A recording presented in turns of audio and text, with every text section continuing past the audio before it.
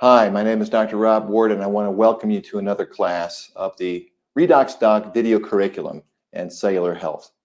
Tonight, I'd like to talk a little bit more about another condition that is very common in our world, and that is hypertension or high blood pressure, and paint for you the connection between that and our redox balance in our body, our cellular health, the essentials of our cellular health, which revolves around redox biochemistry. So let's talk a little bit of background about high blood pressure. Do we see less high blood pressure today than we did 40 years ago? No, we see more. It's more prevalent and more common.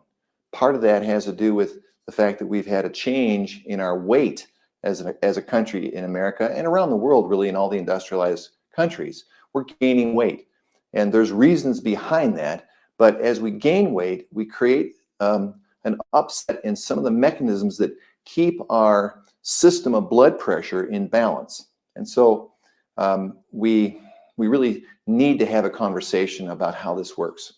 So let's talk about the first aspect of what leads to high blood pressure. The first thing that leads to high blood pressure is a breakdown in the lining of the vessels. We'll say the lining of our arteries. That's called the endothelium.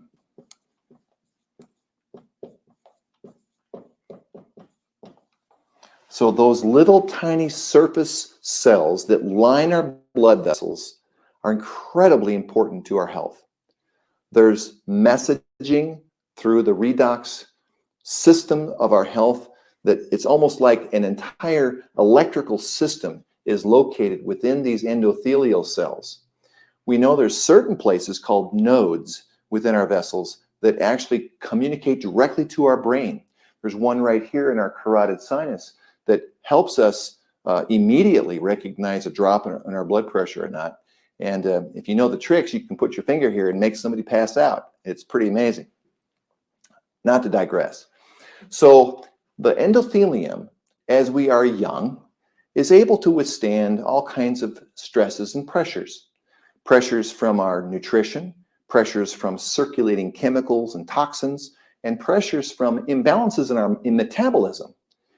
After a while, these cells that are so busy replacing themselves and repairing themselves because they're getting damaged and beat up by life, eventually, as we age a little bit, they lose their ability. So there's inflammation that develops, some oxidative stress that develops in these cells, and eventually they start to kind of break down and they're only half working. As a result, some companion chemicals can come along like cholesterol and other inflammatory markers, and will start to invade the wall of the blood vessel through the lining and form a scar, or what we call a plaque.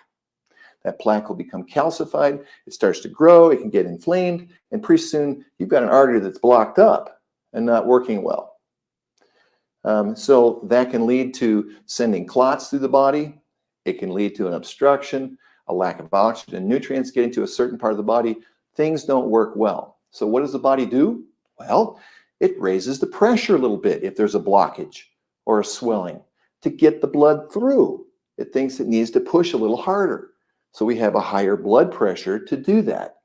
It's a strategy to cope, but in and of itself, it creates problems because now pounding harder and harder against these blood vessels, which can burst, rupture, or clog off. So the secret to this, the root issue, is taking care of the endothelium. And we do that by maintaining a healthy blood supply that is rich in oxygen, nutrients, and molecules that help those little cells repair themselves. What are those little molecules? They're redox molecules. They're critical in supplying the raw materials that cells need to repair, replace, and restore themselves. So this is problem number one. We would call this something that would lead to hardening of the arteries, or atherosclerosis, AS. Okay? Part two, another aspect that leads to upset in our blood pressure has to do with certain hormones. These are hormones that regulate blood pressure. They come from the kidney and they come from the liver. Aldosterone and renin. Those are big words, but essentially these hormones that are produced in our internal organ are critical in regulating our pressure, and they're there by design to help maintain a balance, not from minute to minute like the endothelium can, but from day to day, week to week. So how do these chemicals work, these hormone chemicals? Well, they're produced, they're released, they're recognized and received by cells only because those cells have redox molecules that help them do that work. So once in a while, this gets off course, and upsets in our metabolism, especially as we gain weight, will cause a change in this renin and aldosterone system. And the body is trying to think that it's helping us by maintaining a higher pressure to support the tissues, but in fact, it's defeating the purpose. And we age very quickly and are susceptible to heart attacks and strokes and so forth. The third place where we see blood pressure connected to redox molecules has to do with our antioxidant molecules themselves. Glutathione, we just abbreviate GPX, and superoxide dismutase, SOD. People with high blood pressure have low levels of these antioxidants in their cells. So you might say, well, okay, I'll just get a supplement that has some glutathione in it. It's not how it works. You cannot supplement your body back into health. This molecule has to be produced inside a cell. How do we provoke a cell to make more glutathione, or perhaps even to have enough glutathione to do its job? The answer is it's produced and released by the nucleus when the nucleus is signaled to do so. Those signals are called transcription factors.